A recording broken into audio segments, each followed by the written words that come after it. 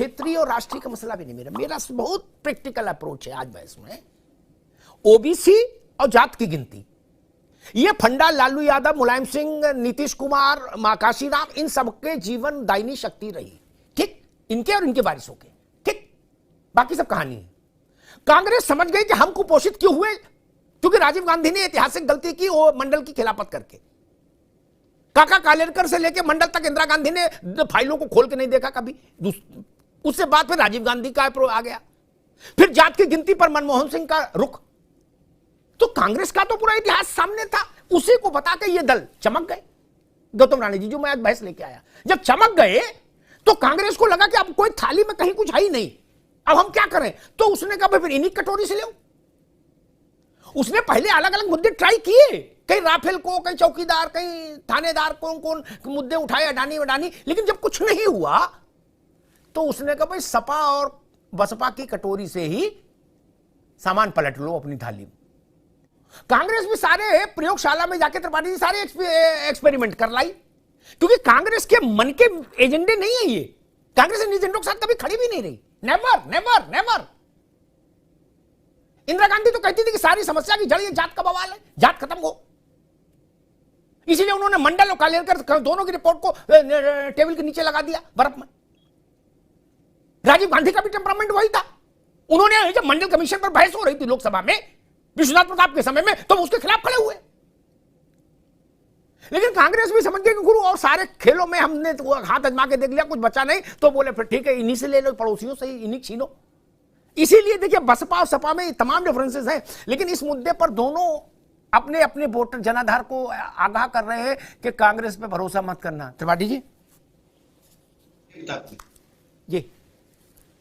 निश्चित तौर पर अमिताभ जी, जो अभी तक आपने विवेचना की है उससे यह स्पष्ट हो रहा है कि जो सामाजिक न्याय की लड़ाई है कांग्रेस उसके साथ खड़ी है और कांग्रेस उसकी वकालत कर रही है। आप उसको व्याख्यायित करने में अतीत के कुछ उदाहरण लाकर ऐसी बिंब को गढ़ने की कोशिश कर रहे हैं, लेकिन मैं इसे सिरे से नकारता हूं। भारतीय संविधान जब से बना और लागू हुआ उस समय भी कांग्रेस इस देश के केंद्र में थी और लगातार केंद्र की वही भूमिका थी जिसके तहत भारतीय संविधान का अनुच्छेद 14, 15, 16 आता है, 17, 18 आता है। हमेशा से कांग्रेस इसकी बात करती रही। प्रैक्टिकल बात की जाए तो आज को खुश होने की बात है कि जो भारतीय जनता पार्टी की यताताई सरकार है, जो लगातार विभाजनकारी राजनीति कर रही है, उसके विरोध में आज एक ही बिंदु पर बसपा, सपा और कांग्रेस खड़ी दिखाई देती है।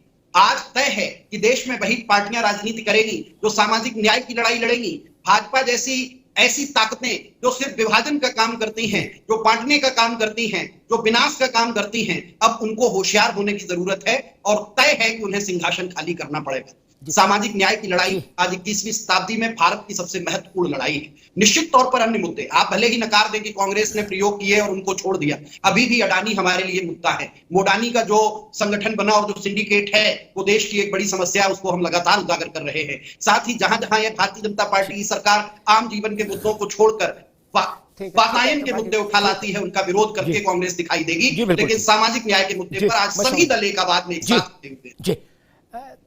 प्रशांत जी आपके पास आ रहा हूं, लेकिन दो तीन बातें उन्होंने कहीं के एक भी कहा मैं एक बिंब करने की कोशिश करूं, उस पर मैं एक टिप्पणी कर दूं।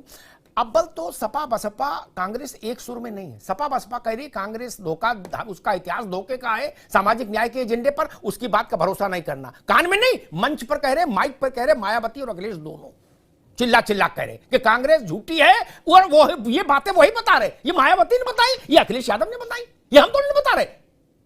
और जो बात संविधान की कांग्रेस ने कही, आज उसका भी हम एक स्थायी निरूपण कर दें। बार बार ये बात आती है कि हमने संविधान में दिस देर, जब संविधान सभा बनी थी उस संविधान सभा का ये 24 अकबर रोड वाली कांग्रेस से कोई लेना देना नहीं। वो भारत के उस समय की समग्र मेधा और प्रतिभा का एक सम्मिलित समूह था, ठीक। वो मोतीलाल वोरा और मल्लिकार्जुन खड़गे की दस्तखत वाली कांग्रेस नहीं थी भाई साहब। इसलिए ये ना कहो कि हमने बना दिया, ना जी ना। उसमें संविधान सभा में तमाम लोग थे जो आपकी विचारधारा से सहमत नहीं थे, इसलिए वो भारत का संविधान है, उस पर भी अपनी मोहर ना लगाओ एआईसीसी की मित्र। हाँ, अशोक की लाट और हाथ के पंजे में कुछ तो फर्क नहीं। अब यही काम कांग्रेस गलत करती, वो आजादी हम लाए, बोले 1857 हमने किया, 1947 हम लड़ा। अरे भाई साहब कहीं तो रुको। अब त्रिपाठी जी ने कहा कि हमारे मुद्दे मोडानी और कौन कौन सुडानी सब हैं। हम तो क्या त्रिपाठी जी कह रहे हैं वो महत्वपूर्ण नहीं मेरे लिए महत्वपूर्ण है राहुल गांधी किस अवसर पर क्या बोल रहे हैं। एक दौर राहुल गांधी इस मामले में थोड़ा अपने ढंग के नेता हैं, वो एक समय में एक ही मुद्दा पकड़ते हैं और उसी का रिटॉरिक करते हैं। एक समय वो राफेल लिए थे तो सोते जगते हर निशी चारों मतलब 24 घंटे वो राफेल बोलते थे। फिर उन्होंने अडानी पकड़ा, अब वो आ गए हैं ओबीसी कितने कितने सचिव ओबीसी और जात की गिनती तुरंत करो। उनका फोकस कांग्रेस का फोकस, इसलिए मैंने निवेदन किया इसको अन्यथा मत लीजिए। और आप किसी के पेटेंट पर डाका डालोगे भाई साहब बिना मेहनत, किसी की परमानेंट पूंजी पॉलिटिकल पूंजी, तो फिर संघर्ष तो हो गई। आज 360 डिग्री पर गाड़ी घुमा देना है, पूरा चक्का घुमा देना, इतना सरल खेल है कि कभी भी आप अपना वैचारिक अधिष्ठान बदल दो अचानक से। बोले नहीं हम पहले कुछ थे अब हो गए अचानक से एकदम, अब सोमवार को ऐसा हो गए, क्योंकि एक सीक्वेंस है पूरा। और देश के ओबीसी समाज के मन में एक धारणा बनी, कश्मीर से कन्याकुमारी, असम से गुजरात तक, खास तौर पर मैं मंडल का जिक्र करूंगा। मंडल में on the floor of the house जो कांग्रेस ने रुख ले लिया राजीव गांधी की विजडम के चलते, उसने तो कांग्रेस का कुंडे कर दिया। और हमने तो पार्लियामेंट में लालू प्रसाद यादव और मुलायम सिंह को कांग्रेस से झगड़ते देखा इस बात को लेकर कि आंकड़ा दो। मनमोहन सिंह के समय में कांग्रेस से सरकार ने कहा आंकड़ा देना देश के हित में नहीं है। एक तो विषय ये कि गणित ये कहता है, बाकी सब में तो मिलावट हो सकती, गणित में तो मिलावट हो नहीं सकती। देश के स्तर पर सर्वाधिक ओबीसी का सर्वाधिक वोट भारतीय जनता पार्टी को मिल रहा है, ये मान लीजिए, ठीक। ये क्षेत्रीय दल जो हैं आरजेडी, जेडीयू, सपा, इस टाइप के और दक्षिण के भी जो ओबीसी के कारण ही बड़े हुए थे, उनको 19 में घट के ओबीसी का शेयर मिला 27 और बीजेपी को हो गया 44। ये भी आंकड़ा ध्यान रखना चाहिए जब हम कोई टिप्पणी करें कि जनता त्रस्त है और जनता कह रही है कि नहीं अब इनसे अलग हो जाना है। और दलितों का वोट भी आंकड़ा ये कहता है देश में सर्वाधिक भारतीय जनता पार्टी को मिला। हम भारतीय जनता पार्टी को पसंद करें ना पसंद करें व्यक्तिगत प्राथमिकता है, लेकिन गणित नहीं बदलता उससे। देश में सर्वाधिक दलित सांसद, आदिवासी सांसद और दलित विधायक और आदिवासी विधायक भाजपा के बैनर पर जीत के आ रहे हैं। प्राणी जी इस चीज को भी हमको दिमाग में रखना होगा। जब हम ये कहें कि सारे समूह ये नाराज हो गए और ये कांग्रेस को शिफ्ट कर, तो हमको ध्यान रखना होगा कि अभी जो ताजा चुनाव हुआ है 19 का, उसमें ये स्थिति है। और ये बहस हम इसलिए तो लाई नहीं, दलित एससी और एसटी की गिनती तो होती ही है, वो पब्लिक भी होती है। ये लड़ाई उसकी थोड़ी ना है, ये लड़ाई जो लड़ी जा रही है वो लड़ी जा रही है ओबीसी की गिनती पब्लिक हो। और वो जब 11 में विषय आया तो कांग्रेस ने उसको अस्वीकार कर दिया था। त्रिपाठी जी, कांग्रेस को जो बात मैं राणे जी से पूछ रहा था वही कि आपको नहीं लगता कि मतलब बहुत तेजी आप मुद्दों को बदलते हैं, मतलब 6 महीना साल भर एक मुद्दे पर रहते हैं फिर अचानक हटाओ ये बेकार हो गया, इसमें जूस नहीं निकल, आप दूसरा ले आओ क्या? अब आप फाइनली आप इस बात पर आए कि भाई अब ओबीसी का मामला चलेगा और जातिगत जनगणना का चलेगा। जी अमिताभ जी, आप बहुत विद्वान पत्रकार हैं, लेकिन आप ऐसी व्याख्या कर रहे हैं इससे मुझे आश्चर्य हो रहा है कांग्रेस इतनी जल्दी मुद्दे बदल रहे। बिल्कुल नहीं बदल रहे। आप देखिए कांग्रेस का ये बुनियादी मुद्दा है, आप इसे नकार भी दें, जैसे आपने अपनी टिप्पणी में कह दिया कि वो कांग्रेस दूसरी की है। आपने 14 में आपने ये मुद्दा उठाया जात की गिनती करो, नहीं 19 में उठाया, नहीं तब ओबीसी नहीं थे देश में, इसलिए मैं मुद्दा उठा रहा हूं। तब आप मंच से कहते थे चौकीदार चोर है। तब रहे हैं जब राहुल गांधी इस मुद्दे को उठा रहे हैं। अमिताभ जी, आपके उठाने से पहले राहुल गांधी इस मुद्दे को उठा रहे हैं, इसलिए आप उठा रहे हैं। बहुत उत्तेजित होने का मामला नहीं, बड़े आसानी से मैं ये कह रहा हूं कि राहुल गांधी लगातार इस पे कह रहे हैं, इसलिए आप सब लोग उस पर बात कर रहे हैं और ये बात होनी भी जरूरी है।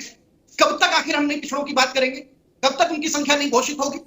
आज वो समय है, आज वो जरूरत है, वो घोषित होगी। दूसरी बात, कांग्रेस इतनी जल्दी ना मुद्दे उठाती है, का पसंद भी है तो अभी व्याख्या की, जिससे प्रशांत जी को लगा कि उनकी मुंह मांगी मुराद पूरी हो गई, आपने कह दिया। ये ध्यान रखिए, कांग्रेस वहीं से आई, जड़ें वहीं हैं। भारतीय जनता पार्टी कांग्रेस से नहीं पैदा हुई है, वो जनसंघ से पैदा हुई है, वो हिंदू महासभा से पैदा हुई है। और याद करना पड़ेगा आपको अपना अतीत जब याद करेंगे। लेकिन कांग्रेस आज फख्र करती है कि हम अपने अतीत में गांधी और नेहरू को याद करते हैं, हम अंबेडकर को याद करते हैं, हम सरदार पटेल को याद करते हैं। हम वहीं से निकल के आए हैं और आज तक उन्हीं रास्तों पर चल रहे हैं। रही आपकी बात कि क्या ये मुद्दे महत्वपूर्ण हैं, तो कांग्रेस ये कह रही है कि सर्वाधिक महत्वपूर्ण मुद्दे हैं और इन मुद्दों पे आज बात होगी। लेकिन मैंने अभी भी कहा था कि और मुद्दे हमने छोड़ नहीं दिए, वो लगातार मुद्दे जनता के सामने हैं। और जैसा नारायण राणे साहब ने कहा, ये सच है, भले ही चाहे इस आवाज को आज ना आप सुने, लेकिन भारतीय जनता पार्टी से पूरी तरह से जनता नाराज है। और ये लाइन आपके चैनल में मैं बहुत समय से कह रहा कि विपक्ष आज भारत की जनता बन चुकी है। जी ठीक है त्रिपाठी जी, बिल्कुल ठीक बात है। हम तो किसी का कहा नहीं मानते, क्या, और अपना कहा भी नहीं मानते। हम तो केवल जनता का कहा मानते, रिजल्ट देखते हैं। बाकी सबका ज्ञान सबको मुबारक। बहुत दूर तो नहीं 3 दिसंबर, कुछ 3 दिसंबर को पता लग जाएगा, कुछ मई में पता लग जाएगा। हम आप फिर यहीं रहेंगे, वही घोड़े वही मैदान। लेकिन इतना फिर भाई उस दिन तैयारी करके सब लोग आना। सार्वजनिक माफी हो की स्थिति बने तो तत्काल मांगना बिना बहस के, कहना भाई हमको समझ नहीं जनता की नब्ज की, तब तो मांगना पड़ेगा ना माफी। फिर भागने का रास्ता तो नहीं मिलेगा। सारी गलियां बंद करके तो बहस शुरू होगी, पहले सारे दरवाजे बंद होंगे फिर बहस स्टार्ट होगी। भागने का तो रास्ता ही नहीं होता। त्रिपाठी जी पुराने मेरे मित्र में जानते हैं, बसपा सपा आरजेडी जेडीयू, आप लोगों के पास जो कुल जमा राजनीतिक पूंजी थी, क्या कांग्रेस ने कहा इसको पैकेट में रखो, उसके ऊपर डबल ठप्पा अपना मार दो। त्रिपाठी जी करेंगे राहुल जी ने उठाया तब देश से जान पाया कि मसले हैं। मेरे ख्याल से ये तब से उठ रहे जब राहुल जी स्कूल में पढ़ते थे, क्या, जब मंडल की रिपोर्ट आई थी तो राहुल जी स्कूल में पढ़ रहे थे, प्रियंका जी वो साथ साथ जाते थे टिफिन लेके।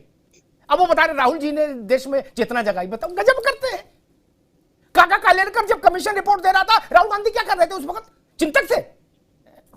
कांग्रेस ने कहा कि राहुल गांधी सामाजिक न्याय के डिस्कोर्स को, विमर्श को देश की सतह पर लाए हैं।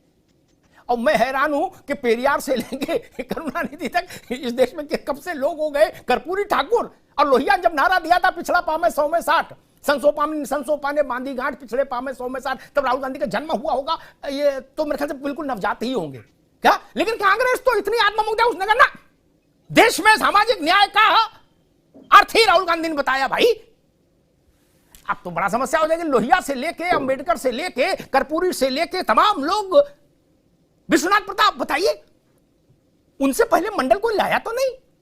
और एक बात मैं कह दूं, बसपा यहां नहीं है लेकिन मुझे कहना चाहिए, जब विश्वनाथ प्रताप की सरकार बनी, ये बहुत कम लोगों को स्मरण होगा तथ्य, कांग्रेस को भी ध्यान रखना चाहिए किसी को खारिज करने से पहले। तो कांशीराम ने बसपा का समर्थन विश्वनाथ प्रताप को दिया, लेकिन उस चिट्ठी में लिखा कि हमारा समर्थन केवल एक ही मुद्दे के लिए है, मंडल की रिपोर्ट लागू करनी होगी और नहीं करोगे तो हम अलग हो जाएंगे। उनके 3 ही थे, मायावती भी हाउस में थी, लेकिन उन्होंने ये तो किया। तो आज वो ये तो कह सकते हैं कि हाँ हमने ये कहा था। कांग्रेस तो मंडल के खिलाफ खड़ी